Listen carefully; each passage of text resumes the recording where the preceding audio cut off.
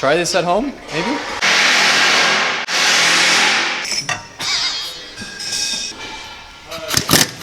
Ah, thank God. Whew. I used it as ointment.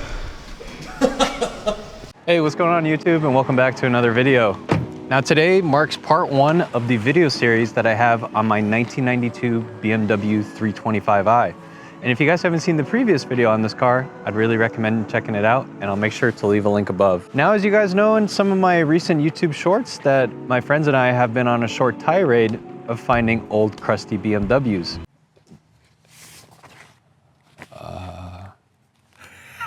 And this one's no exception. With 74,000 original miles on it though, this was something that I had to acquire to make sure that we can do it some justice. Now, with any old BMW, it's gonna have its quirks and features to it, but it's almost not drivable. But luckily today we're gonna be doing the brakes on this car to make sure that it can stop on a dime. And what we're gonna be using is the Duralast brake pads and brake rotors to make sure that we have the full braking performance that it once had at one point in time. And with that being said, I wanna give a huge shout out and thank you to AutoZone for sponsoring today's video. And, oh God! Okay, so we just retrieved the car and now we're back at Ant's Community Garage. And I wanted to show you guys a quick breakdown of what I have here that we're gonna be installing on the car today. So we're gonna be using Duralast Gold semi-metallic brake pads as well as their ceramic brake pads. So with Duralast, it's a good equivalent from OEM, or I would even consider this to be OEM Plus since we're using the Duralast Gold. And we're gonna be complementing these with also the Duralast brake rotors. So again, this is gonna be an OEM equivalent. We're not doing anything over the top or super excessive, but this is more for us just to get the charm of the E36 for what it once was 31 years ago. So on top of that, there's gonna be the more technical things that come with this as well. So we're gonna be replacing the secondary brake sensors. So these are just like your pad wear sensors that are gonna be going onto the pad once it gets to a certain threshold. Luckily, it hasn't gotten to that point just yet, but I believe the last technician mentioned that it was at about 2 millimeters, which is definitely getting there. So you can drive the car, but it's getting to a point where it will need some more work. So let's take off the wheel and see what it looks like now. I just take this cover off.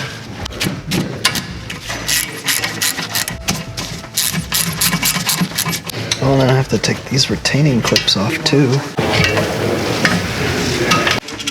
The contraption is active, and I'm amazed it's not rusty and seized. I mean, this is so fancy. I thought we were gonna have to like use our bare hands or maybe a C-clamp, or we just like make Jacob do it. Yeah, that's usually how it goes. Sorry, Jacob. Sorry. I'm used to it. Thank God the caliper moved. Yes. Please. Okay, so now we've taken off the pads as well as we have the caliper hanging, and right now we're just going through the process of undoing this portion. So this has the wheel speed sensor, but most importantly what we want to be replacing is the brake pad wear sensor. So there's this little tab on the front here that you just push down, and it should be able to easily disconnect this. So now we can come back here, take this around, and now we can successfully, hopefully, take off this rear pad. And we can take a better look at things and go from there. Okay, so we just took off the original pads, and dude, we got so lucky on this one. So you're gonna see, this is where the brake pad wear sensor is, and it's almost sitting flush. You can even see some of the indentation that's starting to happen here. And this is the pad. I mean, it's, what, 1 millimeter left or so? So we got super lucky. It was right on its way to start throwing a light and then obviously running out of brakes. So if you really wanted to push it, you could in a tastefully clapped fashion, but I think for today, we're trying to avoid that as much as possible. So when we do a side-by-side comparison of the Duralast Gold brake pads to these, you can see the tremendous amount of difference this is gonna make. So what we did is we actually compressed the brake caliper, and we can show you this real quick over here. And now what we're gonna do is we're gonna take off the rotor, and essentially all this is gonna be is taking off this 5 millimeter hex. Gonna get kicked out here. Here she is. Thank you. And bolt broke off. Smash your knuckles into your fender. Be a man. Buy that Corvette at age 40. Be a man. Buy that Dodge Challenger with a 392 credit score on 86 months payments. Be a man. Already did that.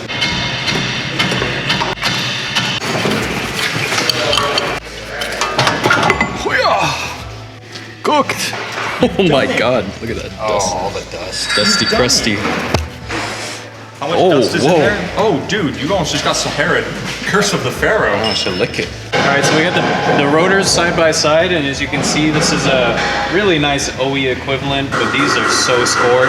Sometimes you can get away with resurfacing rotors like this, but I think in this case, they're just really gone.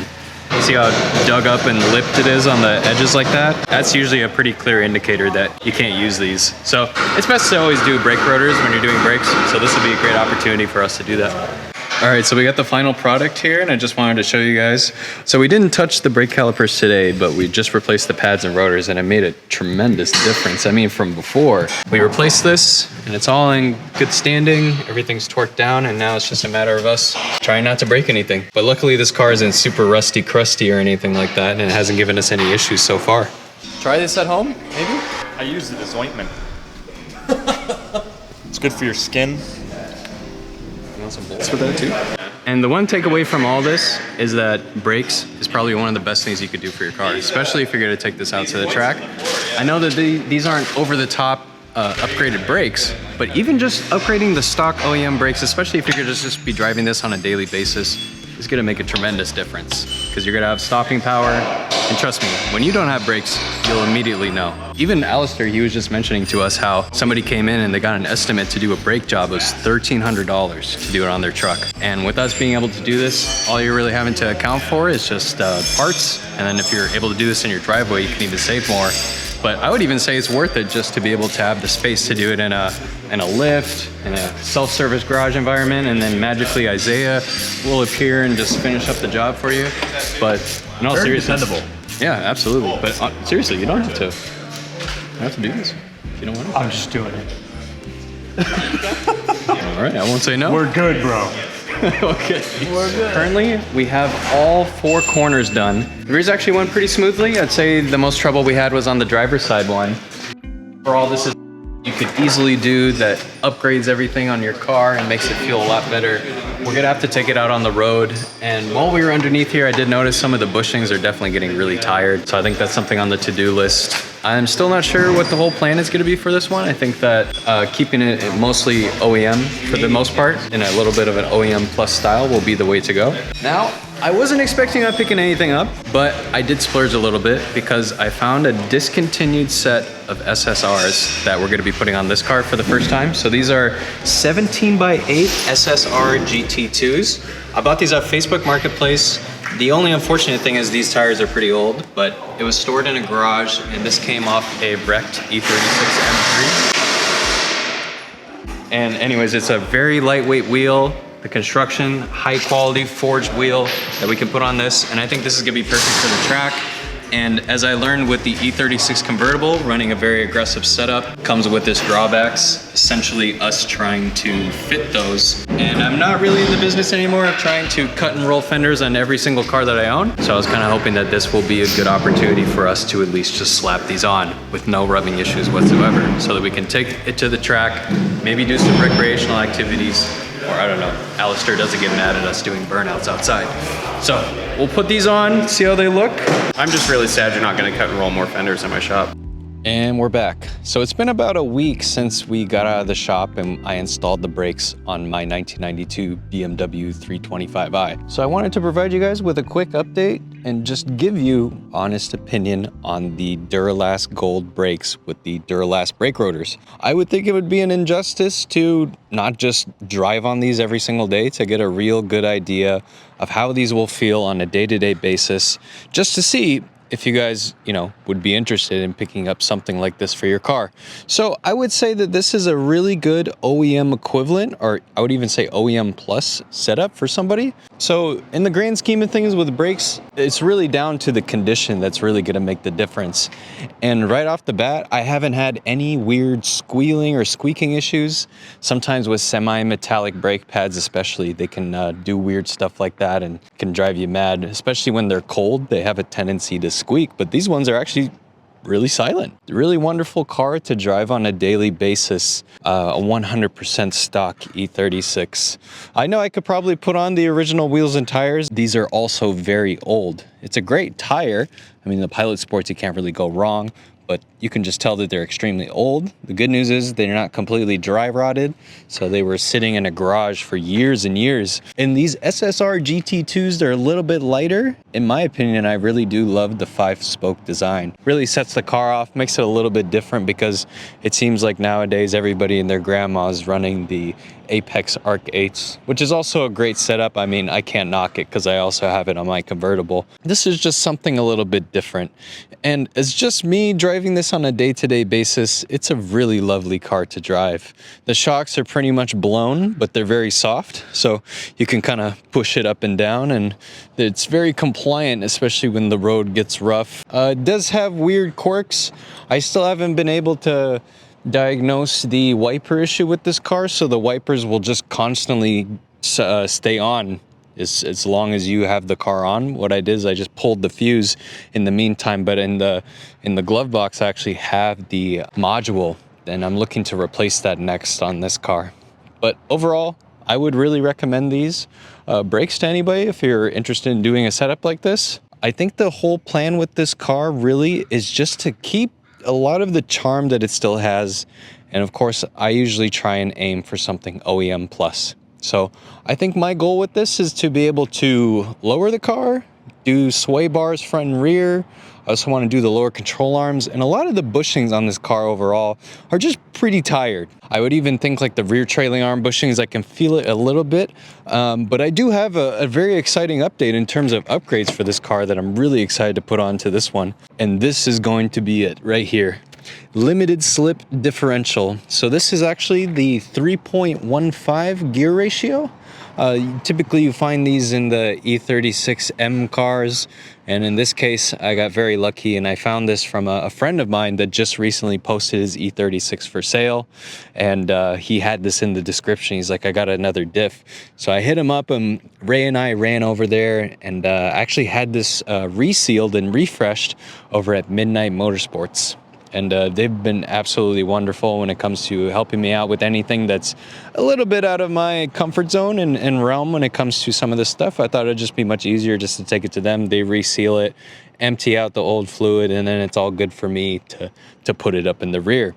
So I think that's going to be the next thing that's coming up with this car. I also have really little random miscellaneous things, like I have another cluster, because in this one the gas mileage portion of the cluster seems to be slowly disintegrating for whatever reason. But I may just run a different mod here that I think will be much more applicable for us and more fun, as you guys can see here.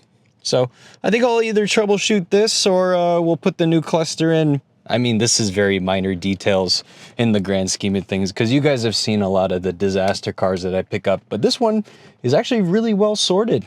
Well, except for the radio. This is hands down the worst radio in the world. It is absolutely terrible. The pixels are gone, but it's not even that. It's the rear speakers. My goodness, when you turn these on in the back, it makes like this horrible shrieking noise. I would turn it on for you guys, but I also don't want to get hit with the copyright strike. And frankly, I want to keep my ears for today and my sanity. So I've been pretty much driving in silence, which is kind of silly, but as I'm getting to be an old man now, it's kind of nice to drive in silence in a weird way sometimes. Gives you time to think about your thoughts, you know. We're in this generation now where everything is just constantly being bombarded with us, and we're stuck doom scrolling and all these things.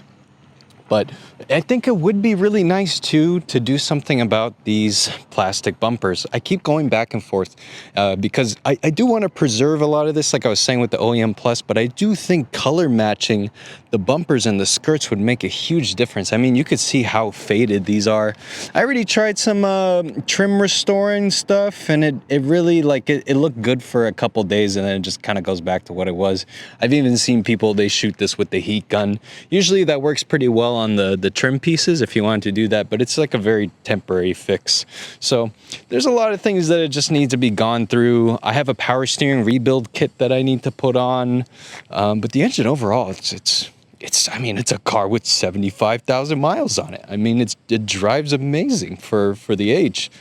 This is a very old car now, and it's kind of weird to say that because I remember just being in high school and you could pick these up for a dime a dozen, but to find one of these now, it's practically impossible, you know? I still really wish I had my coupe from high school. I had a green 318IS and I absolutely loved that car. Sold it to a friend of mine and I think he took it up to over 200,000 miles, and I don't know what happened to it. I think maybe he sold it, but these cars have always kind of stuck around with me, and they mean a lot, especially after owning that 318i that I bought from the auction for $425. That was just absolutely ridiculous. That car, 270,000 miles, low engine oil pressure. It was just destined to happen, and you know, I had to let it go. But I was very sad after I sold that car, so I feel really fortunate to be able to be behind the wheel of another E36. So I got a lot of things in store. I definitely want to get that LSD installed, and I know a pretty good place where we can conduct some experiments to make sure that it's locking up all that well. But I did test the breakaway torque on it, and it was around 45 foot-pounds for a very old car that's actually very good. So the mighty old E36 lives on. So you guys have to let me know down in the comments what you think about the E36 content. I feel really excited to be able to put this thing on the road and actually get to drive it in other capacities. Of course, we'll probably take it to autocross, but I've been really keen on doing a road racing event. So maybe that would be a good goal for me, to maybe make this thing so that we can take this road racing, because we actually have access to be able to get some Falcon tires on here, and maybe that will be a good opportunity for us to fully run this thing once we get the suspension sorted, because it's not in a state where you could take this around. It's really just set up for daily driving right now. So that being said, thank you guys so much for watching. Make sure to like and subscribe for more, and check out our merch too. I dropped some hoodies on there if you guys want to check them out. But anyways, take care.